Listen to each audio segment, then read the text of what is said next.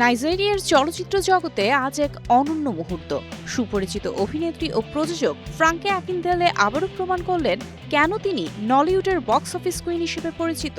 তার নতুন cinema behind the scenes মুক্তির মাত্র কয়েক সপ্তাহের মধ্যে 1.7 বিলিয়ন অতিক্রম করেছে। এই সাফল্য কেবল দেশের ভেতর সীমাবদ্ধ নেই, বরং আন্তর্জাতিক বাজারে নলিউডকে নতুন উচ্চতায় পৌঁছে দিয়েছে।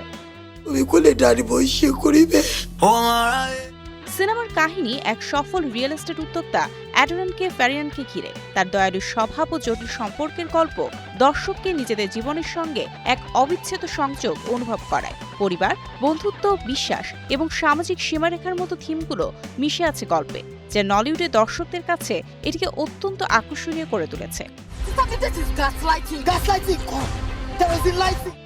মুক্তির মাত্র ১৯ দিনে সিনেমাটি 1 বিলিয়ন অতিক্রম করে, যা নলিউডের ইতিহাসে দ্রুততম রেকর্ড। মোট আয় এখন প্রায় 1.7 বিলিয়ন, যা 2025 সালের নলিউডের সবচেয়ে বেশি আয়কারী সিনেমা হিসেবে এটিকে বিশেষ মর্যাদা দিয়েছে। বক্সিং ডেতে একদিনে প্রায় 129.5 মিলিয়ন আয় রেকর্ড করা এই সিনেমার ব্যবসায়িক সফলতার মাত্রা আরও বাড়িয়ে দিয়েছে।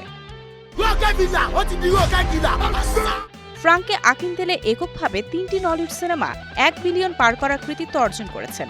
তার প্রতিভা, পরিকল্পনা ও দর্শকের সঙ্গে সংযোগ স্থাপনের ক্ষমতা তাকে এই মুহূর্তেও নলিউডের সবচেয়ে প্রভাবশালী নামগুলোর শীর্ষে রাখে। বিহাইন্ড দ্য সিনসের সাফল্য শুধু নাইজেরিয়ার দর্শককেই আকৃষ্ট করেনি, বরং গ্লোবাল অডিয়েন্স ও আন্তর্জাতিক প্ল্যাটফর্মগুলোতেও নজর কাটছে। এটি প্রমাণ করে যে নলিউডের লোকাল গল্প আন্তর্জাতিক পরিসরে পৌঁছাতে এবং ব্যবসায়িকভাবে বড় সাফল্য অর্জন করতে পারে। Mario Sen, star news.